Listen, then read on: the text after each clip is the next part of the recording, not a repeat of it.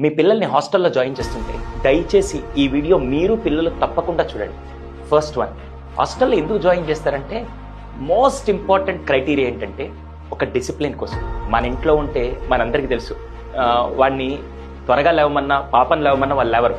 కానీ అక్కడ ఖచ్చితంగా లేవాలనే రూల్ ఉన్నప్పుడు దయచేసి వాళ్ళకే తెలియకుండా, అది 6 o'clock 5 o'clock వాళ్ళే తెలియకుండా ఒక రొటీన్లో అలారం అవసరం లేదు, వార్డెన్స్ లేపుతూ ఉండి కొన్ని రోజుల తర్వాత 5 o'clock వాళ్ళే నిద్ర లేవడం అనే ఒక రొటీన్ స్టార్ట్ అవుతూ ఉంటుంది. ఎప్పుడైతే రొటీన్ స్టార్ట్ అవుతుందో, మనం కూడా ఇప్పుడు రొటీన్కి టైంకి ఈ టైం నిద్రపోతాం, ఈ టైంకి లేస్తాను ఒక రొటీన్ ఎలా ఉంటుందో అది వాళ్ళకి తెలియకుండా మెంటల్గా ఫిజికల్గా వాళ్ళని స్ట్రాంగ్ చేస్తుంది.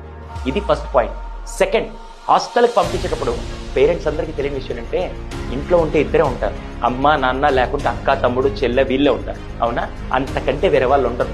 ఇప్పుడు న్యూక్లియర్ ఫ్యామిలీస్లో రోజు వాళ్ళ ముఖాలను ఇంటికి రాగానే వీళ్ళే అని కనపడుతూ ఉండడం కంటే అదే హాస్టల్ లైఫ్ అనుకో, దెబ్బకి దాదాపు ఒక 40-50 మంది ఉంటారు.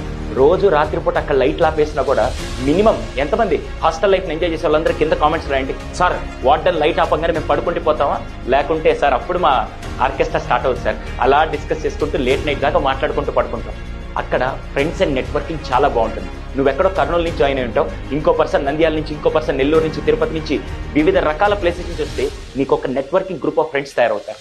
అది హాస్టల్లో ఉండే బెస్ట్ పాయింట్. థర్డ్ వన్, నిన్ను హాస్టల్కి పంపించి ఇక్కడ నువ్వు ఏది ప్రాపర్గా చేయగలుగుతున్నావు అంటే, ఇంట్లో ఉంటే ఇంటికి రాగానే చంద్రముఖి పిలిచినట్టు రారా టీవీ చూడరా మొబైల్ చూడరా అంటూ ఉంటే నీకే తెలియకుండా నువ్వు ఫోకస్ చేయాలన్నా చేయలేకపోతున్నావు. కానీ హాస్టల్లో it's a very good thing. మన దగ్గర ఆ మొబైల్ కెమెరా ఫోన్స్ ఇవన్నీ ఉండవు కాబట్టి, వీలైనంత వరకు వేరే ఆప్షన్ కూడా లేదు కాబట్టి చదువు మీద ఎక్కువ ధ్యాస పెడతారని చెప్పి చాలా వరకు హాస్టల్ పంపిస్తారు.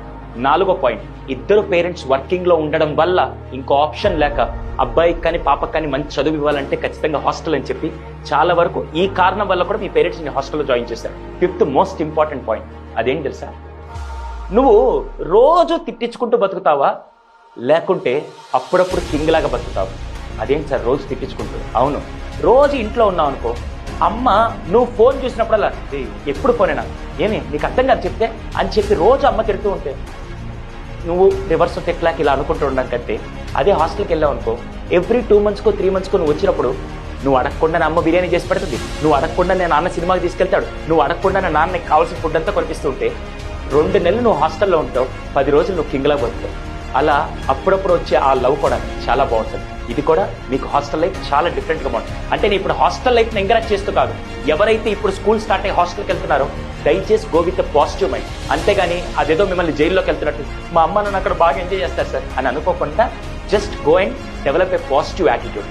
అక్కడికి వెళ్ళిన తర్వాత ఇంకా అక్కడ కల్చరల్ యాక్టివిటీస్ మీకు ఎక్కువ టైం దొరుకుతుంది మీ మీద మీరు సెల్ఫ్ ఫోకస్ చేయడానికి.